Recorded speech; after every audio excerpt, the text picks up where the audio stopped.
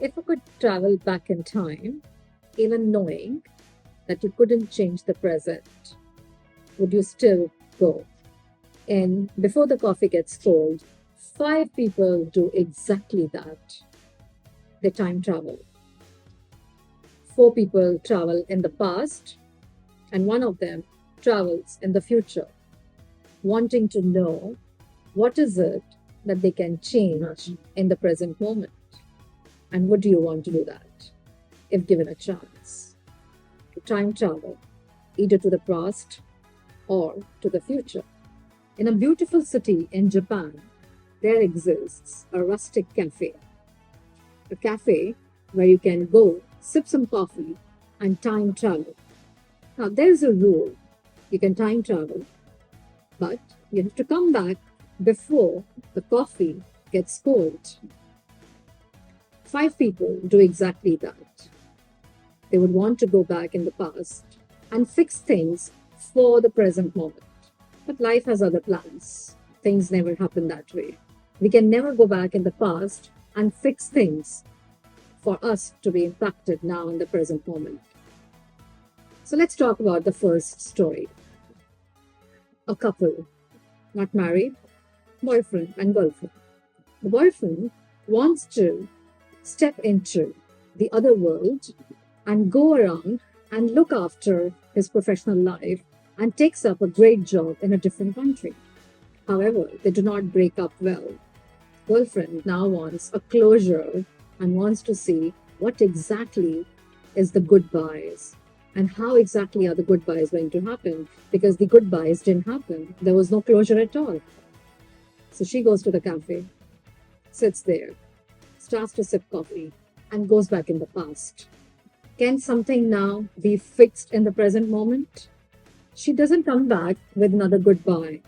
She comes back with an acceptance that sometimes healing itself is a closure, maybe not another goodbye. The second story was very close to my heart.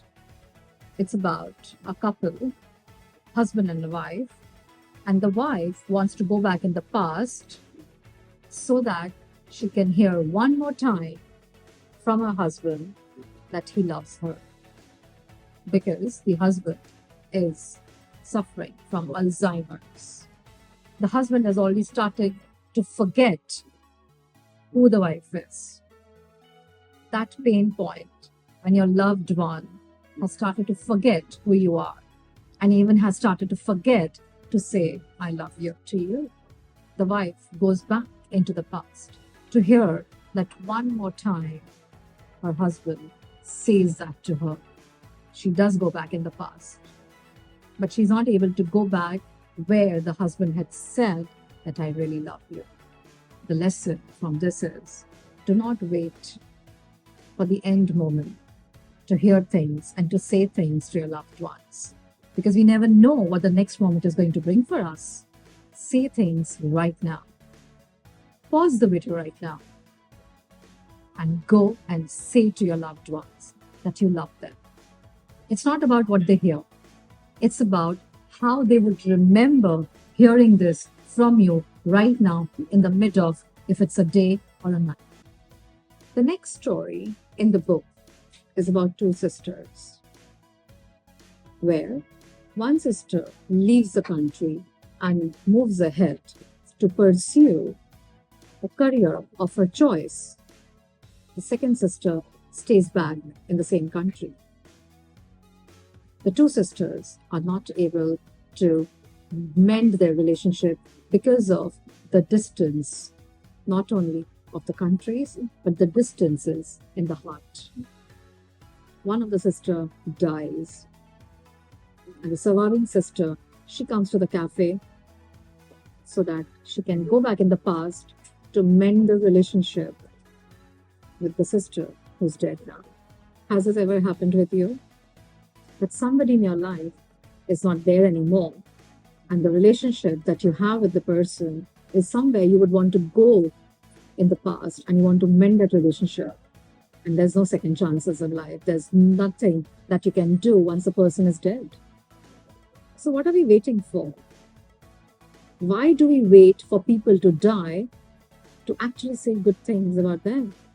And this is where we cannot go back in the past and fix things.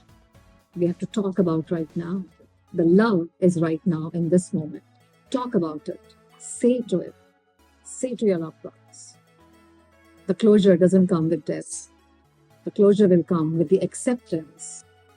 The fourth story in the book is about a mother with her unborn child.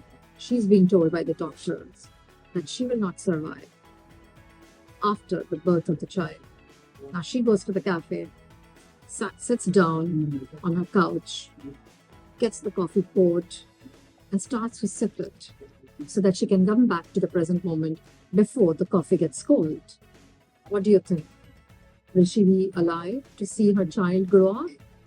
Now, she doesn't go to the past, she goes to the present so that she can look at, does she have that kind of time with her child? She goes to the future. She understands that from the present moment until the future, she's not going to have enough of time with her child. But for her to understand that that moment, those few days, those few moments with her child are enough for her to die with love, is what she actually understands. We never know what the future holds for us.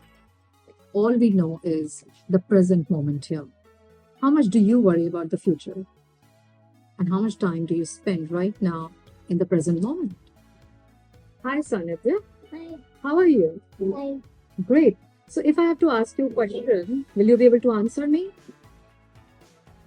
Okay. So, do you remember when you were 2 years old? Yes. What do you remember? I was 2 years like with my parents. You were with your parents. Okay. You remember what you did today? Okay. Did you go out to play? No, I go in school. You went to school. Okay. And what is it that you have in your hand? A lion. A lion. And why do you have a lion? Because it was somebody's birthday, she gave me a lion. Because it was someone's birthday and they gave you a lion. Yeah. And what is it that you like about the lion? What is it that you really love about the lion? The eyes. The eyes. And why? Because the eyes is triangle and Eyes are triangle and you love them? Right. Do you know what you're going to do tomorrow? I don't. You don't know? know. Okay. So, ladies and gentlemen, a child knows what he's doing in the present. He remembers a bit about the past. He doesn't know what's going to happen in the future. Why do we keep worrying about the past, the future? And why do we not live in the present moment? It is something very beautiful that we can learn from children. Children teach us the best lessons of our life. The fifth story in the book is about the cafe owner and his wife. They are actually talking about and understanding how they came about putting this cafe together. Now, I do not want to talk more on the fifth story. I want you to go ahead and read the book.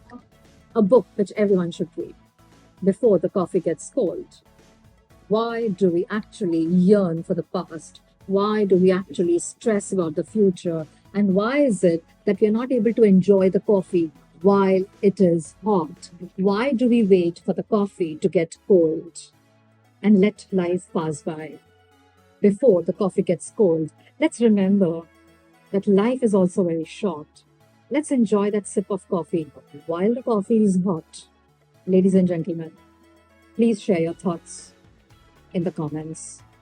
Like, subscribe, and share with your loved ones. How did you feel about this video?